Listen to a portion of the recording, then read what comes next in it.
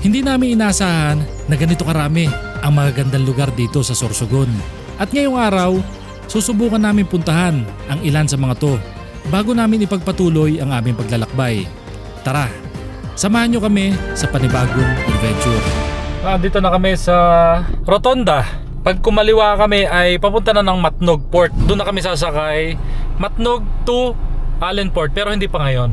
Mag-stay muna kami sa Sorsogon ng 1 linggo siguro. Sorsogon, let's go! Maraming salamat kay Padihon Vlogs at sinamahan kami maghanap ng spot sa bayan ng Irosin sa lalawigan ng Sorsogon. Padi, para pare. Padi. Irosin. Mount Bulusan, ang ganda ng Mount Bulusan. Ayun ay aktibong bulkan. Kung nakita nyo sa drone shot, parang normal na ano lang. Pero ayun ay active volcano, nakailang sabog na yun. Ito ang Mount Bulusan sa Sorsogon. Isa ito sa mga pinaka-aktibong bulkan sa Pilipinas. At ilang beses na rin itong pumutok sa mga nakalipas na taon. Pero ngayon, isa muna siya sa mga tanawin bumungad sa amin habang nasa biyahe. Ang ganda ng daan dito sa Irosin. Sa barangay Patag na kami. Patag ang daan. Totoo naman talaga, patag naman talaga. Sobrang smooth ang daan dito. Ngayon ay on the way na kami sa kay Paddy. Hindi namin alam kung saan kami dadalhin. Doon kami mag-spot, doon kami mag-kakamp ng ilang araw. Linaw ng tubig oh.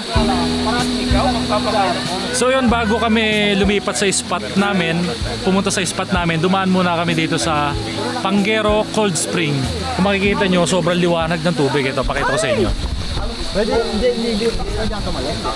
Ayan o, linaw o. Mahaba ang biniyahe namin. Kailangan muna namin maligo na rin at para makapag-relax din kahit paano. Okay, let's go. Ganito lang siya kalalim hanggang dibdib. Bigla ako nilamig ah. Pagkatapos namin maligo, agad kami naghanap ng pagtatayuan ng tent at inaabot kami ng dilim dito sa paanan ng Mount Bulusan. Yeah, fresco. Next destination ay meron niya kaming kasama dito na lokal, si Paddy. Ngayon, raw camp gaming ang mangyayari. May tinuro si Paddy na raw spot. Ngayon, papunta na kami. Titignan natin kung ano itsura. Pero hindi ko masyado mapapakita sa inyo ngayon kasi gabi na. Inaabot kami ng gabi. Rough road na. Let's go. Yeah.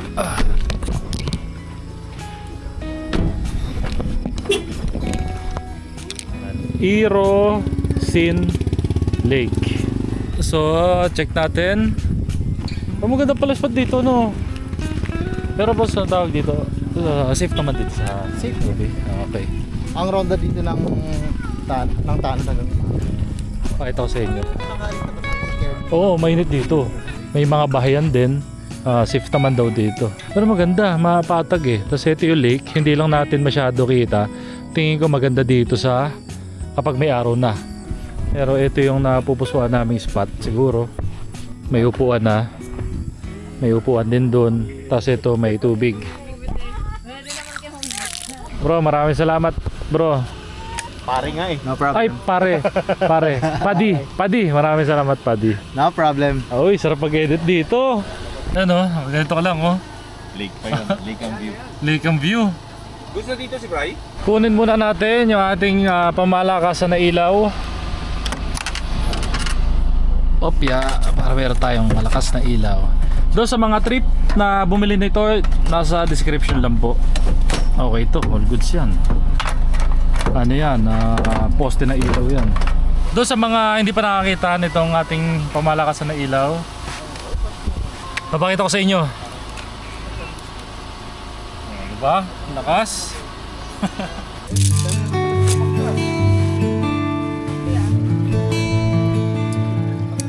Okay na, nakapag-set up na tayo ng tutulugan. Ayan lang, simple ang ating tutulugan. Hi J. Bray. Sige, camp na guys pa. Tapos ito kala Boy P. Si Madam ay nagluluto na ng mega sardines. Pagkatapos ng ilang oras na nasa kalsada, sa wakas nakaupo rin kami para kumain at magpahinga.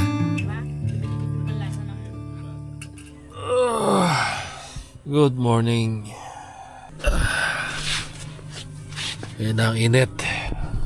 Pakita ko sa inyo yung labas pala. Hindi ko pa rin nakikita eh. Maaga.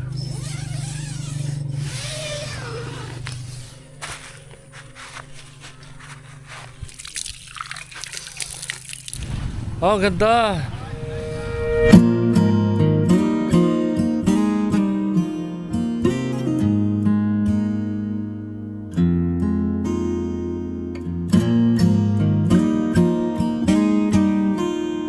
Kaninang mga alas 5, alas 6, ang lamig eh. Ang lamig. Pero ngayon mahangin pa naman, mainit nga lang. Sabi nga nung lokal dito, mga pahapon daw, doon ay araw. So itong kusina namin, lililom na. Buti ka mo, yung sasakyan ni J. Bry, nakaharang dito para may shade kami ng kahit paano. Mag-edit muna tayo dito. At maganda yung pwesto malilom. Habang busy ang lahat, biglang dumating ang mga taga Irusin Tourism. At kinamusta kami? Nakakatuwa lang dahil tinanong pa nila kung may kailangan ba daw kaming tulong. Hello po, good morning po. Morning. Good morning po. Sa silong po tayo. Sige po. Binisit lang namin kagabi daw po kayo dumating. Opo. Opo. Ay po muna. Until when po kayo dito? Siguro mga ilan bro ba? 3 days po siguro. Coordinate lang namin kay Cap na at least magpaparanda tayo ng Opo. Hindi po magbabantayan secure. Nagsuggest din sila ng mga ilang magagandang lugar dito sa Irusin. Kaya bago kami umalis, sinubukan namin silipin ang ilan sa mga to. Natry nyo na din yung ilog doon sa unahan? Hindi po. Try nyo din. Pupuntahan po namin yun. May ilog doon sa unahan, pwede doon kayo maligo. Kailangan ma-try nyo yun. Dapat hindi kayo alis ng Irusin na hindi nyo natatry ang sagot. Hindi kompleto ang visit nyo ng Irusin na hindi nyo natatry. Maganda po doon morning dip or gabi. So yun, update lang. Paalis na kami ngayon dito sa Irusin Lake. Ngayon pa lang kami iikot dito sa Irusin. Marami pa kaming pupuntahan. Ayun, sana samahan nyo kami sa aming gagawing adventure na naman. At sana po ma-entertain kayo. At sana maramdaman nyo na parang kasama kayo sa aming mga adventure. Share ko lang pala dito sa pinagtigilan namin na kubo, wala ditong kuryente. Buti meron akong dala na watt cycle. 419 watt hour yan. Sobrang tagal malobat dito, promise. Ang unang destinasyon namin ay ang San Benon Resort. Isa ito sa mga dinarayo dito sa Irusin dahil sa natural na hot spring nito. Hello po! Hello! From Albay! Albay! From Daraga. From Bagtang, Daraga Albay. Marisa Ganda po dito sa lugar nyo? Cavite, malapit lang po. Shoutout po kay sir, taga Cavite. Cavite City. Sila ma'am, taga Albay. Magagayon. Ano po yun? Maganda. Maganda. Maganda. Ang alam ko lang po yung ngani. Ano? Ah? Ngani. Ngani. Opo. Ano ngani? Yung ani bagay. Hoy. Ang lalim. Ano pa? Na lang kita.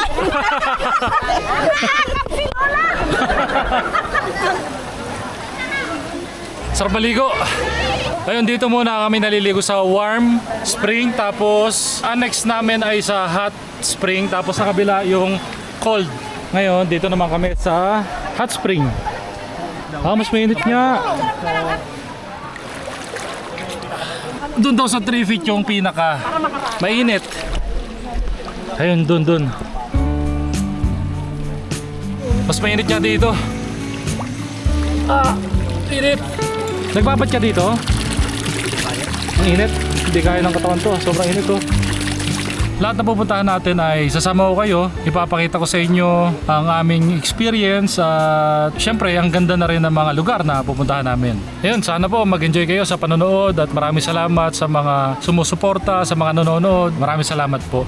Baka sakali lang din ako na baka ma-follow nyo rin yung aking Facebook page. Diyan tayo nag-upload, nag-update ng mga bagay-bagay ba. Okay, sa ano naman kami? Sa Cold Spring.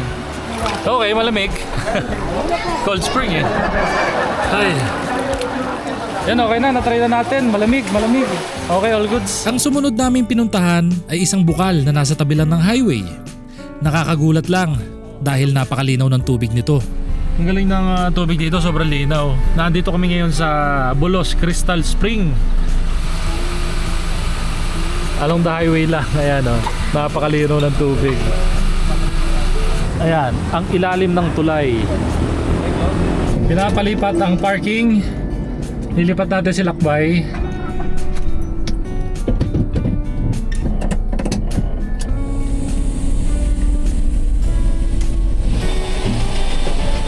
Ang cute ditong ano na yan eh.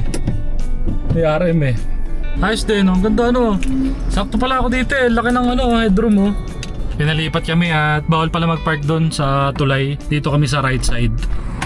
Yeah. Doon kami nakapark kanina eh. Pinalipat kami. Baba tayo sa Bolos Crystal Spring. Meron pa pala dito. Ayan oh. May maliit. May mga kubo. Ayan yung malaking paliguan. Uy, fresh water talaga oh.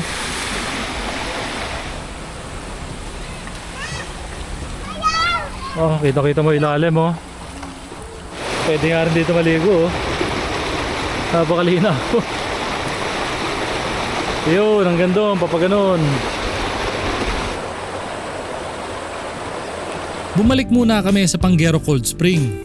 Dito rin muna kami manananghalian bago magtuloy sa susunod naming destinasyon. Ayun na, dito na kami sa pinanggalingan namin nung gabi. Ngayon si Prisha ay nagluluto ng tinola. Kaya pwede po magtanong, saan po kaya merong ano po, malunggay?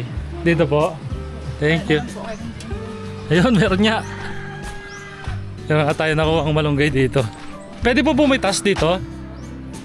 Thank you. Ayun. Okay na, nakuha tayo ng malunggay. Madali ka naman. Siyempre. Pagkatapos kumain at magpahinga, sinilip muna namin ang Bulusan Lake, isa sa mga kilalang pasyalan dito sa Sorsogon. Next stop natin ay Lake Bulusan. Tignan natin ang itsura.